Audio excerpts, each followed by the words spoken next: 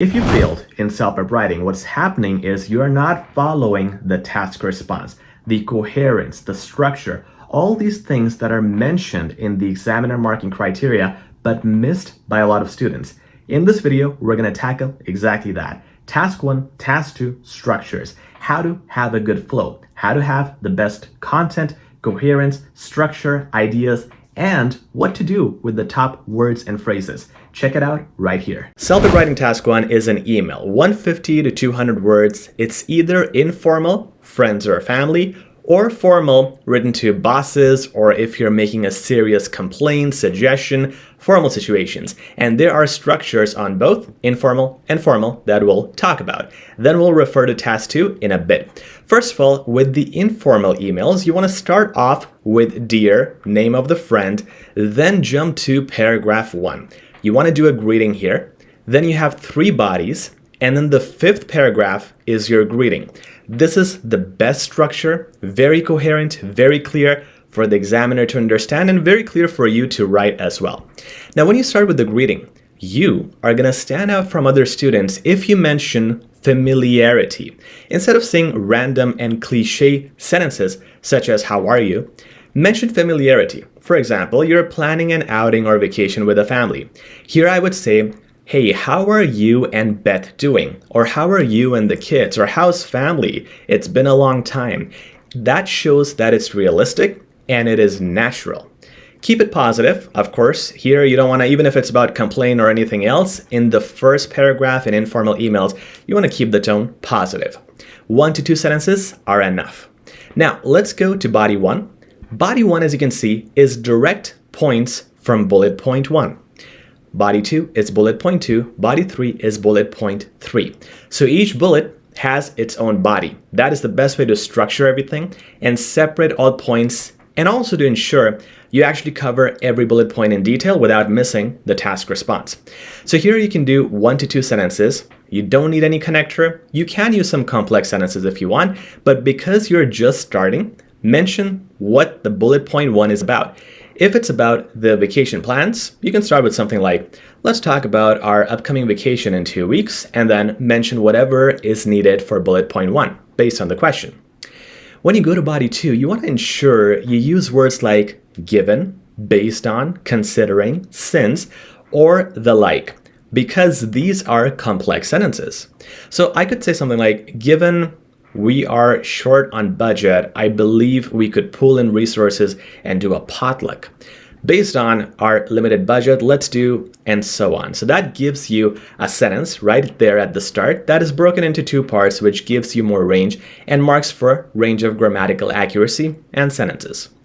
When you go to body 3, remember, you're now answering bullet point 3.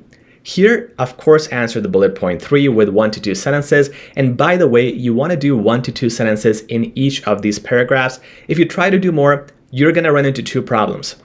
Either your total word limit will exceed, or you're going to have too much in one body or 2, but not in the 3rd, which is why I've mentioned in body 3, plan for more length.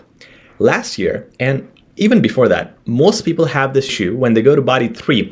They are short on words because they have consumed so many words in bodies 1 and 2. And that's because you have the word limit. But body 3 is where you start thinking about the word limit, and you sacrifice a lot of points here. And you also cannot go back and fix bodies 1 and 2 because number 1, you're running short on time at this point. Number 2, if you fix stuff here, you're most likely to make mistakes because now you're just fixing and remodeling something that was perfectly written. So if you are conservative in body 1 and 2 with just 1 to 2 sentences, with body 3, you will give it its dedicated time. And in a lot of formal emails, body 3 deserves the most amount of time. I know we're going to come to formal later, but just so you know, bullet point 3, usually in questions, is talking about something important like give suggestions, plan the next steps, and so on. That can be very detailed. If you don't have enough length in body 3, you're going to make a big mistake. So make sure while you're doing body 1 and 2, you're planning for a length, and in body 3, you have enough words. Don't let this be the shortest body. It also shows the examiner you did not plan well and you are rushing here. Now, you're going to finish off with the greeting. Make sure it's something that flows naturally from body 3. For example, if body 3's idea or bullet point was something about make or plan for an exact date in the future. So you have given that date in body 3. During the conclusion, the first sentence should be something that flows from body 3. You could say something like, I'm curious to know if the above works for you. I'll be delighted if you could follow through with my above suggestions, something that flows naturally from that body, and then add some future plans, which is a part of the greeting. For example, can't wait to finally schedule this with you guys. Can't wait to see your family, or can't wait to meet you guys once again after this long break. And that's it. Finish it up with another salutation, best regards, or yours truly, either one, and your first name at the end. Now let's talk about the formal email. Here you have the same exact thing in bodies 1, 2, 3. Once again, you want to cover one bullet point per body. What's different is the intro and the greeting. So in the intro, the purpose is needed. One sentence only. The purpose of my writing is, I'm writing this letter because the objective of my writing is, in one sentence, make it clear. No greeting needed. Now, before this, make sure to obviously have your salutation, dear Mr., Miss, take the name. If it's mentioned in the question, put the name there. When you finish it up, the greeting at the end remains, but this time it's a professional greeting, where you use words like, looking forward to setting up a meeting with you in this time, or so on. I'm going to come to the examples in a sec, but this is where you want to do the finishing greeting. After this, you want to finish it up with the salutation, yours sincerely or yours truly. Simple, full name at the end. Now, there's a note here. Avoid cliches. So here you don't want to say something that everybody almost says, something like, I'm looking forward to talking to you, looking forward to meeting with you. Those are cliches, and that's the most basic thing you can do. Instead, here are some really good examples that you can use. You can pause the video or you can take a screenshot. If you use these sentences with this caliber of vocabulary and structure, you're going to stand out, and these are all sentences that will give you a 10 plus. Now let's move on to task 2. Task 2 is your survey question. You have, again, 150 to 200 words. Once again, the ideal length is 180 to 190 words. That ensures you have covered everything in good detail. It's also slightly easier because you got 4 paragraphs here instead of 5. 4 is the ideal length. Here's what you want to do in the first paragraph.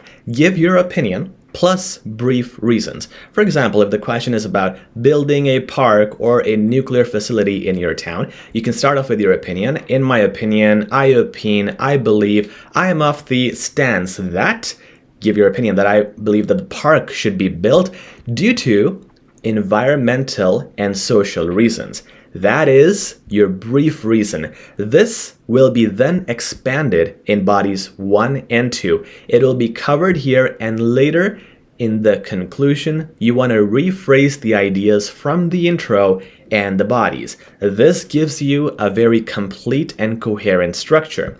In the conclusion, I could rephrase the same sentence I said earlier in this manner. I could say, overall, with the given pros of the park investing in people as well as nature, it clearly outweighs the advantages compared to the nuclear facility. And that's it. You want to make sure you really rephrase as much as you can. And again, give those brief reasons. Don't just say, I believe this and I believe this in the intro and conclusion. Make sure to give reasons, because then you will expand on it and rephrase them at the end briefly. Now, body 1 is where you expand on those advantages of the park. Here, you just want to talk about your opinion, the park alone. 1 to 2 advantages plus the reasoning. Don't just say the park is good for nature, but explain why and how. You want to go into detail as much as possible, but also remember to keep your words under control. Body 2 is where you can express an other advantage. So if you have 1 or 2 advantages, you can do the second or third advantage in body 2. Again, talking about the park.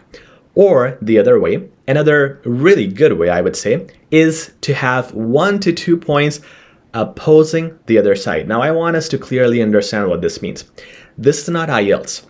where we talk about the other side. In IELTS, you will talk about the advantages of the nuclear station. Here we don't do that. In CELPIP, you stick with your opinion throughout your bodies.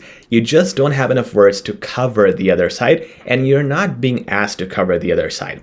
So when I say oppose the other side, remember, if nuclear station was not your chosen opinion, you are going to give disadvantages or cons of the nuclear station here.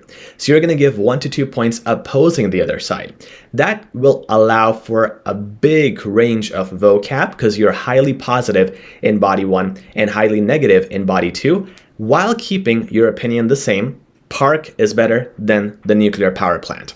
So that is, or those are some different ways you can do it. A good combination of this could also be 1 advantage in body 1 for the park, a 2nd advantage in body 2 for the park. So 2 advantages.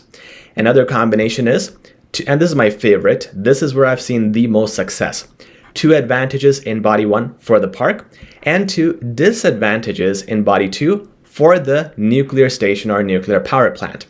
You can use a variety. All of these are great strategies, great success formulas to deliver a perfect task to ensure you cover all areas and you completely answer the task response. Guys, that's it for this video. If you want a more detailed version of CELPIP writing, hours and hours of lessons, and a top score with guaranteed improvement, check out our CELPIP 15-hour self-paced course in the description. If you do not see an improvement, we refund all your money. No questions asked. Please like, share, and subscribe. We'll talk soon.